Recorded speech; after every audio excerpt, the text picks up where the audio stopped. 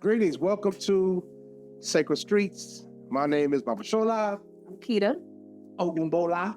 Yes, and we have a special guest for you today, our good sister, and I'm going to let her introduce herself. But before that, just want to let you know that this is our family, and she's going to talk to you about being a young Ifa practitioner, priestess, and Atlanta native, and how all that married together, and where she is right now in her journey.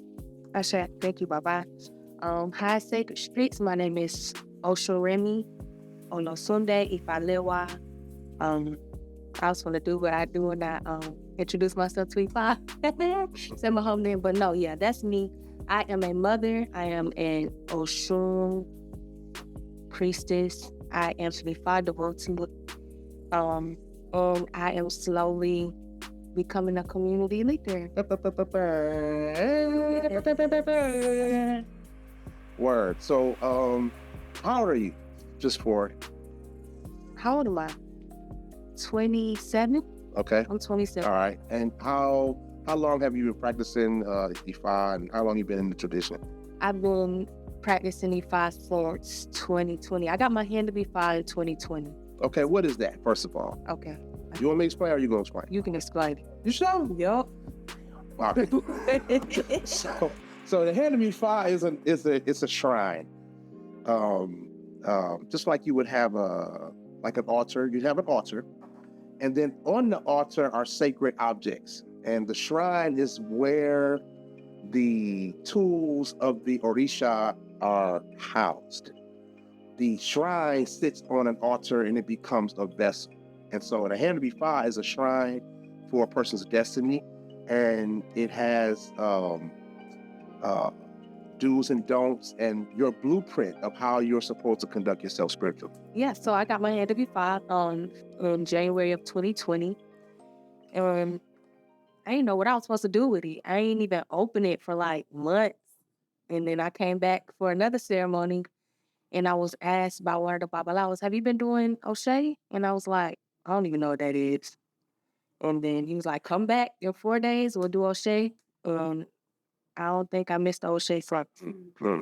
So let me recap. So I met Osunremi at the time, Remi. So what's interesting is her name is Remi. That's my name. Remi. That's her born name, given name from birth. Her mother's not Yoruba, her father's not Yoruba, but her name is Remi. And I think the first time we met, I invited you to the shrines, and then I didn't see you for a long time. Nah, Bob. You came for a job, second, right? Yeah. But way before all of that, I remember one day just pulling up to Campbellton, and I walked in there, and you was like, I've been waiting on you. You sent a Remi. And I was like, right, from the internet. That's right. I was like, who are you? And he was like, I'm Baba Shola, I own this place. I'm like, no, you don't. Because Yang Yang means mother, so no, you don't. He was like, come back for a reading. So then I came back, I got on reached out determination. Yeah. And then he see me for a long time. Right. Mm-hmm. Right. Because I knew from the beginning that you were going to be where you are now.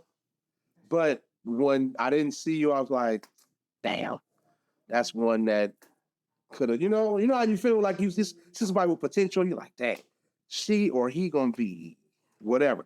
And so then you came back, and then that was when you actually started to like practice and come around. And we had the shrines over here. And yeah, it's been on since then. So just kind of, if you would tell us, because a few of us don't know you that deeply, tell us from the Atlanta shouting, I'm from around here, around the way perspective, on how Ifa has changed your perspectives, how practicing has changed how you operate with yourself, your children, your community, how you look at things now. Just kind of go into that free flow, feel comfortable. I'm cussed. And yeah, just don't Okay. don't use 12 in a row, but yes, absolutely. Be yourself and be comfortable. And yeah, so we'll really feel where you're coming from. Okay. All right. So my most recent experience with watching Fall work has been, okay, boom. I learned to do a certain type of work, right? And I'm called to do this work for an ELA, which is a spiritual house. I go do this work. Okay, let's back up.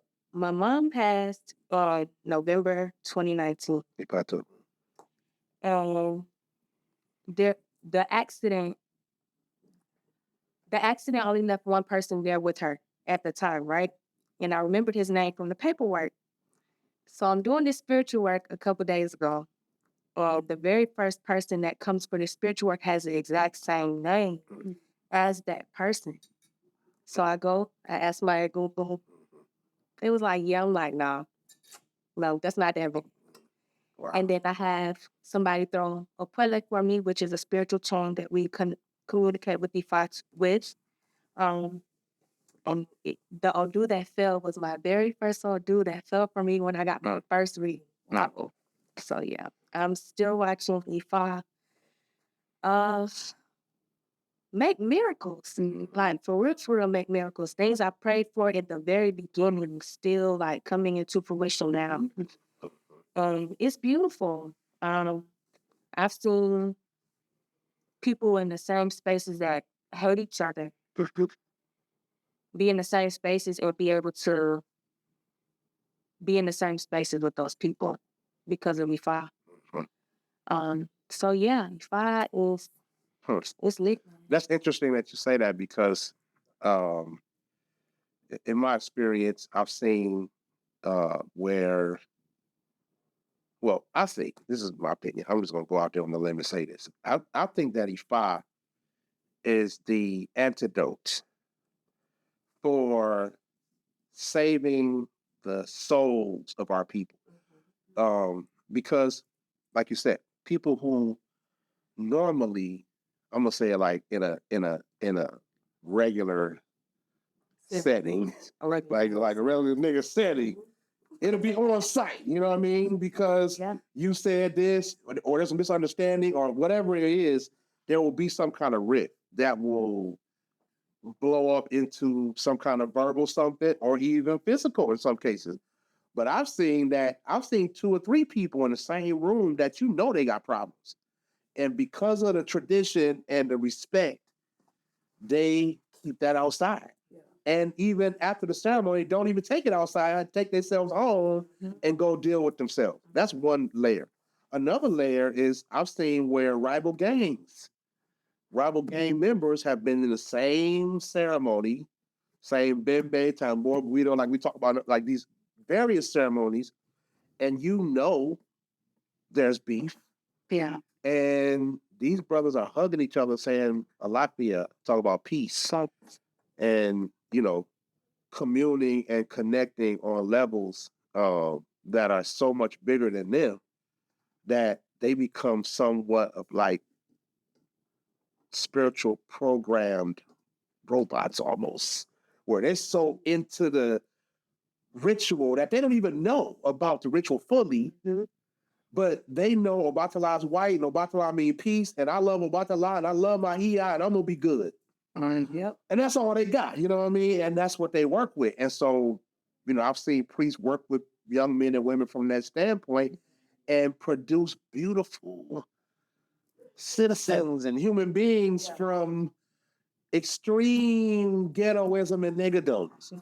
They know they ain't big in the program when it comes to it comes to the being a devotee. You get what I'm saying? Cause when you do run the streets, I'm big in the program. But when you come to certain cities where you got respect for, I ain't big in the program. I know I'm just a part of it. So what going on out there, it ain't going on out here. Now when we go back out there, it's all totally different than when we here singing, praying, and give an offering to God. I should. That's real talk. Real talk. I have a question. So I'm the newbie. I just got my hand actually on Juneteenth this year. And right. When you first come to Ifa or you come to a botanica, I feel like people who are at least curious, that kind of carries you, right? It's like you don't even have any fear. To me, it felt familiar. And I don't know if that's the same thing that you felt, even though you didn't really know much, it still feels familiar. And I don't know, what were you feeling initially when you were first introduced to it? Well, when I was first introduced to it, after I got that Orisha determination, some of the things that he said for me to do, I did it, and I began to fully trust this law. And so, whatever Baba said do, I'ma do it. He say learn this, I'm learning. He say come and do this ceremony, I'm gonna come do it. Yeah, I've been like that the entire time. So yeah, it was a trust thing for me. Okay. It was a trust thing. Do you have that with other authoritative figures or the figures who are in a Not a position of lot. leadership? Not a lot. I'm not really big on trusting people. I don't. This is not a. But when I do, I'm all in. Yeah. So yeah. That's interesting that because what both of y'all just said talks about our store is not really a store; it's a center Okay. more than a place to buy stuff. Mm-hmm. It's a welcoming ground Okay. for our people to take the fear out of practicing, get some words of encouragement or information. And if you want to take a step forward, there's places for that. And why that is because back in the day, 18, 20 years ago, when you walked into a botanica, first of all, they weren't owned by us. Nope. That's one. I don't know. Second, if you didn't know what to say, how to say, and what to ask for, you might get put out that botanica. That's all right. Like, hold Jamar's my witness. And when you knew what to ask for, what to get, there was no information to say you should probably do this or do that, or that just didn't happen. So the fact that when you said walk into E5 and immediately said walk into E5 or Botanica, that's amazing because that is what we did. That's a blessing.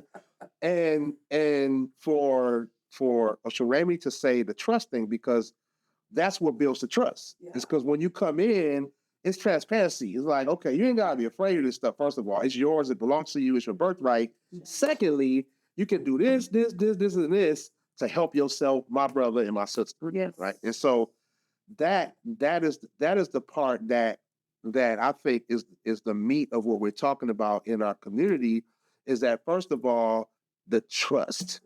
Because I know all my life I've had trust issues, even to this point right now.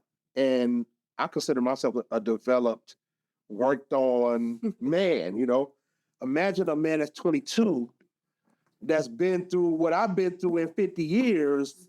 He don't trust nobody.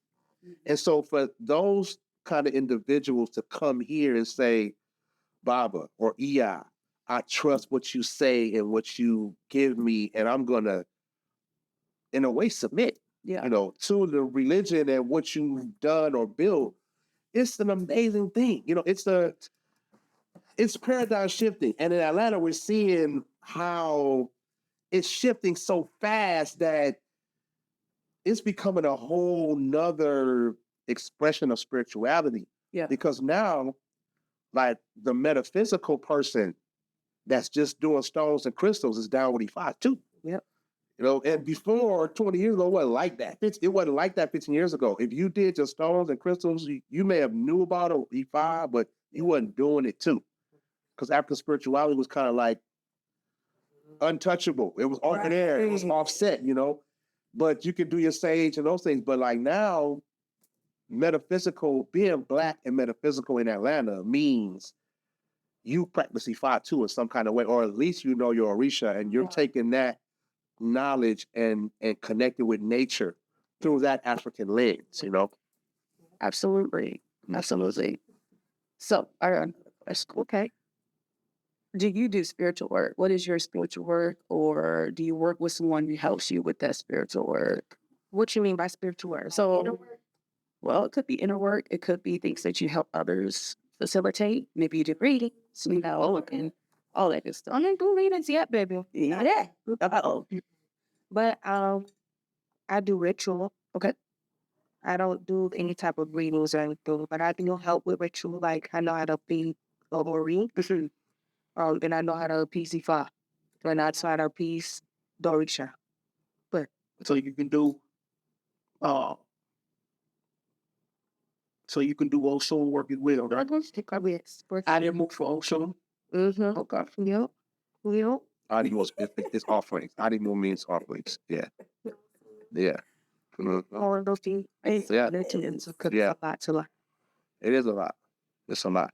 And the reason why we have this young lady sitting here is because she's one of the extraordinary people that have come around that has really taken it seriously and put her money where her mouth is, basically. And from zero, like knowing nothing about the Orisha to actually having a handle on understanding the language of the Yoruba people, Yeah. understanding the customs enough to be able to assist people with their life. And so there's a point that she's not bringing out that's a little bit deep into our culture type of thing. And so a person that's initiated 2, 3, 4 years in, right? Normally that person will stay under their godfather or godmother and like work under their person. So because she's done the work at the shrine for people so many times, she knows the prayers, everything. So there's a thing that's called you have sanction. Okay. Like if Bola, for example, if Bola was like he learned the prayers and all that and just start going out and doing stuff, he's in violation.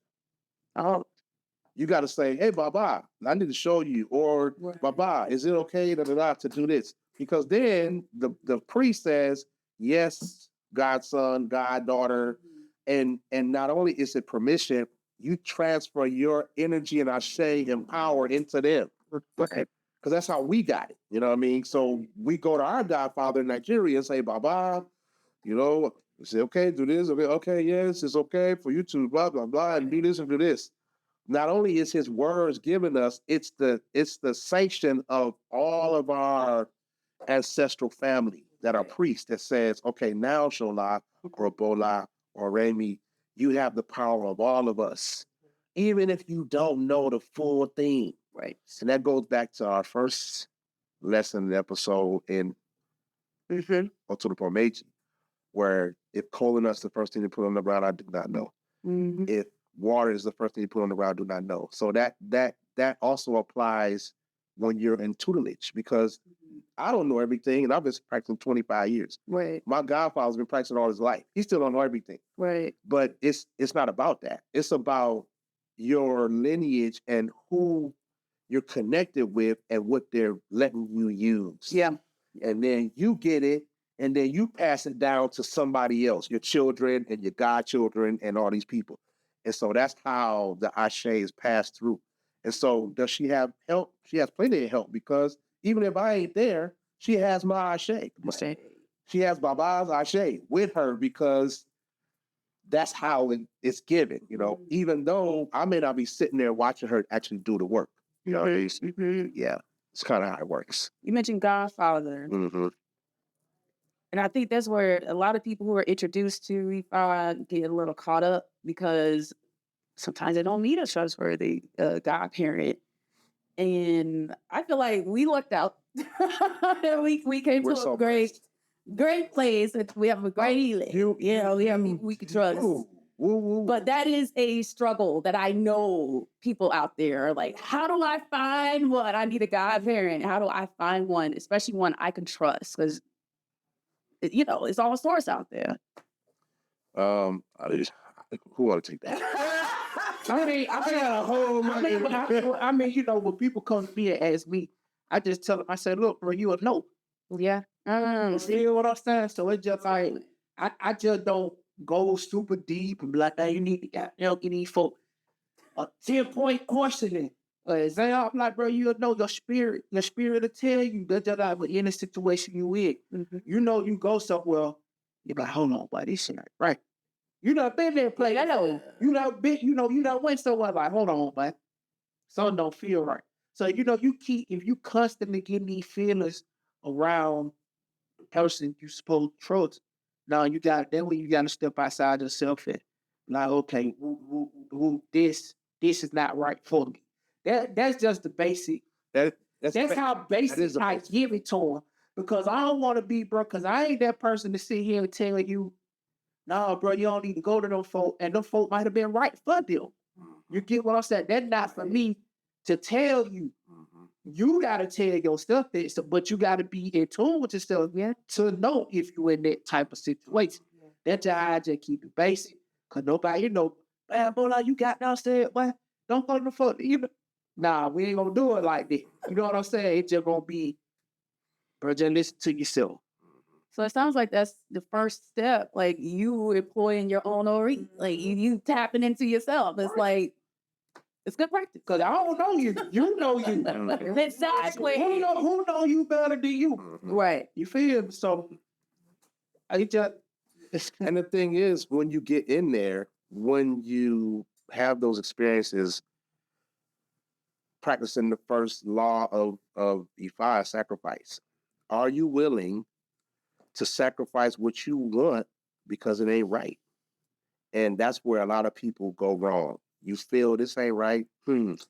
I smell something ain't right. I see things ain't right. But I want this shit so bad. And you end up staying because you want it so bad. And so that's a crossroad of sacrifice. Because if it's meant for you, but this situation ain't what you want it to be, or it's not a fit for you, most times it's good to just let it go and start again from the beginning. And then next time, my priest, my Baba, my Iya has to do A, B, C, D, F, G, because over there, I didn't feel right when this was happening or going on. And, that's, again, knowing yourself and trusting yourself. I would like to answer that question. How? The first thing to do is do your research. Do diligent research. Like if you were going to like get a mate, and you knew that mate had friends that you're gonna say, "Hey, what you know about homeboy?" Or you used to date such and such. Hey, I didn't that. And then you find out. So most of us don't do due diligence when they're into this. They just say, "Oh, he looks like he knows what he's doing," or "He can recite some stuff that I don't understand," or "He has the look and the personality and charisma, and I'm going with it." And that's not always good. So I would say first do your research, whatever that is. Cause me and you both know people that just charismatic again, but y'all talking about a pure snake. We all know that in the church, in the mosque, and in the temple, everywhere. Absolutely. Everywhere. And so that would be my advice, just to, your advice, one, is to like know what you feel, trust it, and know that your gut, which is also already, your gut and your head, if it's telling you something, it's true. That is your first line of spirituality. Outside of ancestors, Ifa, or anything, is this and this. And so go with that, and then do your research. If something don't line up, it don't look right, if three people say the same thing about this person, you're like, well, something got to be lined up with this, because all three of these people saying the same thing about this person. Because when you ask about Baba Shola, he don't answer the phone, and it's true. So if 10 people say that, know that he don't answer the phone. So if you have abandonment issues, I'm not your person. Because my thing is to abandon you. I want to leave you on the cliff by yourself to see how strong you are. I'm here. I'm here. But I'm going to lay you on the cliff to see.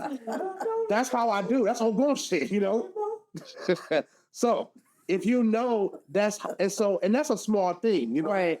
But you have to apply that in all situations. If you know that they say this about this person and that's something you can't deal with, don't go just because you want to be something or want to be a priestess or don't go. Just wait.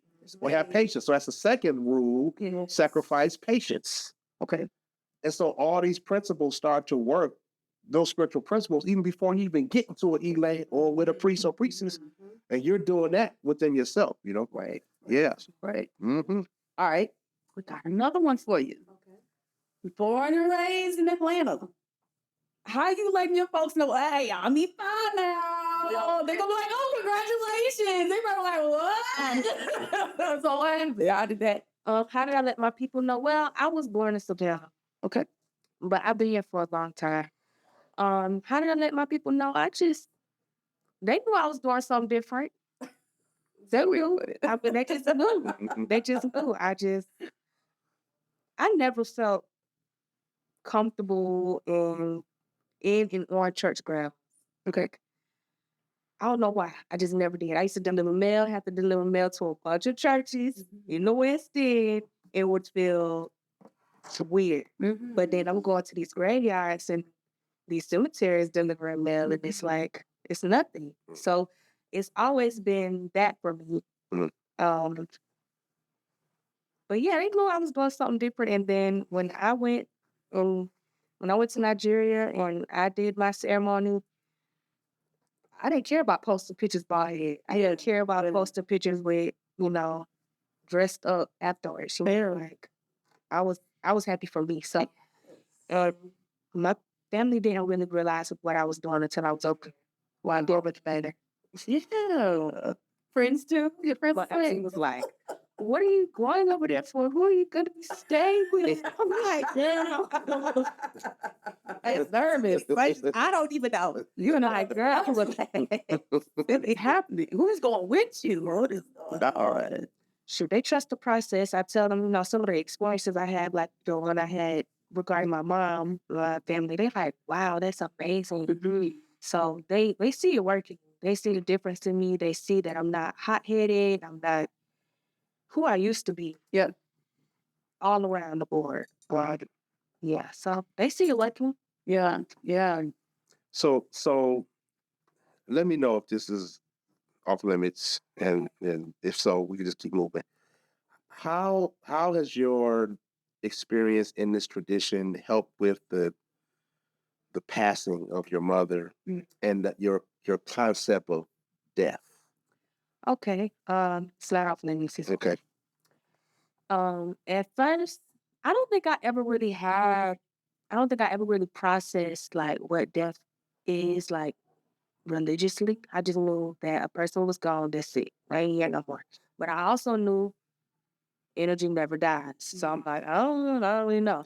But with this, when I went to Nigeria, one of the first things that was said to me was, oh, you brought your ancestors over here to support you. I'm like, what? You see? What? And that's a real thing. So like, I didn't have a concept at first, but now I know I can honor these people and call their names and give offerings and still celebrate with them and still, we could still heal together. Whatever we need to do, I can still utilize these people to get certain things that I'm looking for in life and for them to continue to bless me in these ways. For me, it's cool. So, yeah. Healing me with the passing of my mother. When that happened, I remember saying to myself, all right, Spirit, I'm going to let you take over. I grieved, but I kept moving. I didn't stay stagnant at all. I just kept moving. And so do you see a difference in, because I know your children practice, I know they're around it, Yeah. they are Ifa children. Do you see a difference in how they relate to each other and you? Heck yeah, boy. I went to a birthday party today with my kids, and every child, when they got in there with their mama was trying to tell them what to do, something to do, and they kept saying, I don't wanna. And I kept looking like, my kids would never. I didn't ask you what you wanted to do. That's just not what we do. And then also with me as a parent, when I first began to practice, Baba Shola said to me, why you be beating on them all the time? They not even bad. I was like, I don't know what else to do. He was like, so what you gonna do when they actually do something to deserve a beating? Oh, and I was like, I can't kill them. Right. So I stopped whooping my children, and then I started to talk to them. They know, hey, I mean, you don't want these problems. You get disrespectful with your mama, you might trip and fall and bust your lip right after type stuff. So That's good. yeah, that's the So, mate, how? I mean, I don't know the circumstances, but was it? Were you already? no. How did that all? If I brought me all of the tingles, Come on, girl, tell me the tea. Come on, yes. if I brought me mate and more children and happiness and career and just everything, So real. Okay. Was he at this one? yeah, girl, I thought Find out in the holding house. What's going on? Wait, let's see. I came after I got my hand and I came back for that second ceremony. I was sitting in this room and he brought me some. He was like, "You want some honey?" And I was like, "I'm good. I'll take some honey." Like I don't know. Some weird thing to offer someone. Yeah. And then I realized later down the line, Not your yes.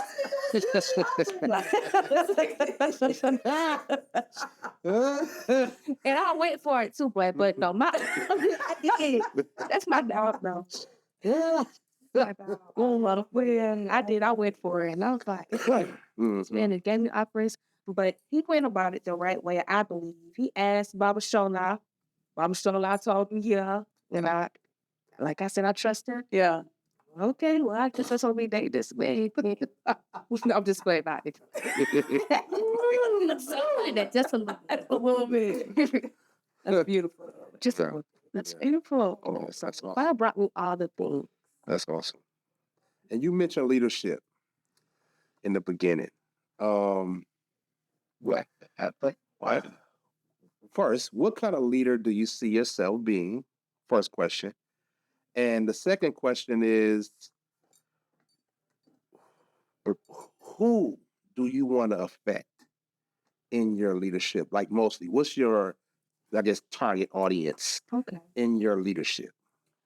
I think my target audience in my leadership, at first I was thinking like, okay, maybe it's just women who are like me, who have multiple children, who know that there's something else out there, who knows from hey, well, this is somebody I can come talk to. This is somebody like to support me. This is somebody that'll ride with me. Those types of things. And we have those type of people in our Ile. But I'm realizing it's men too. It's men that need support from a woman that's not a real friend. We don't understand like a real friend, somebody to really talk to them, somebody to really tell them the woman perspective of whatever it is that they're going through. So that would be my target audience. Yeah, I guess a leader of alone. Alone, I guess. Word. But what I got from this conversation so far, probably the biggest thing, it's not the biggest thing, but it's significant, is there's no people who are in this practice or the system, they don't look any type of way. You would think that they like, oh, you fit the description, you got the locks, you got the beads, but I don't think it works like that. You'd be surprised. He's actually, There are doctors, like legit doctors who practice this, and there are real hood niggas, and there are really, really rich people and Entertainers, actors. it's diverse. yeah, Yeah.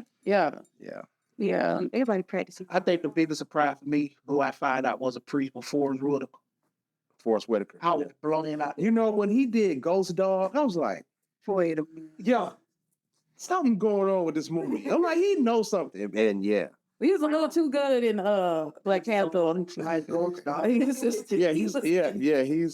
definitely in but yeah, there's a lot of entertainers that are practicing Ifa, wearing the leggings openly. I've seen Usher with them on, I've seen Future with them on. I've seen Savage. Well, you know, everybody people established. I mean, but yeah, it's just like it's no big deal to them because it's regular life. It's like Yeah. you're Christian, I'm fine.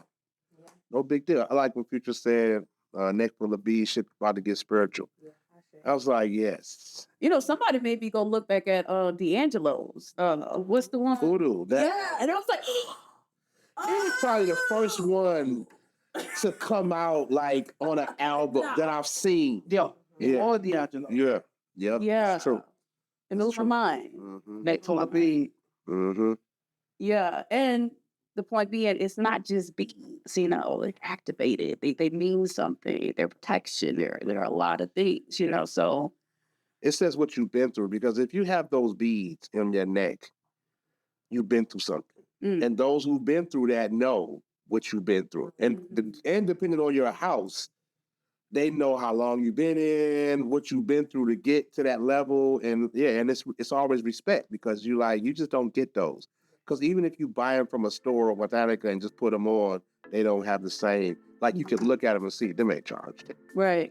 You just know, you get them like, oh, them for real. Yeah. And it's the same set of necklaces, but you can look at those and see that they real. You Right. can look at those and say, no, those ain't real. Yeah. Yeah. It's Well, you true. got them all witch. That, That's it's more yeah. Opposite. the issue. All right, bro. Yeah. Sister, it was so nice to meet you. It's a pleasure talking to you because we're hearing you share your story. I hope that it could touch someone else and it's relevant because there are a lot of stories about just different people coming into this and sticking with it and seeing it change their lives. So thank you. So before you go, drop a plug for your business. I have Remedy Florida Water. Okay, who else making Florida water? These Florida.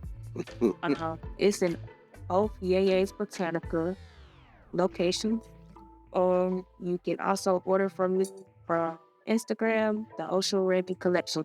And don't spell my Osun with no H. It's THEOSUNREMI Collection. And so is your Florida water, is it handmade? Is it something you buy It and is put a something- label on it, or is it Nah, that you thing. just Yeah, place it out? So you got to take all the Florida water.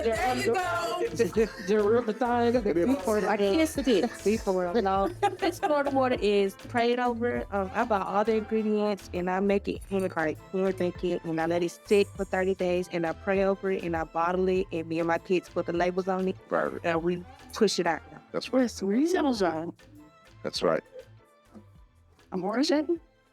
Sacred Streets.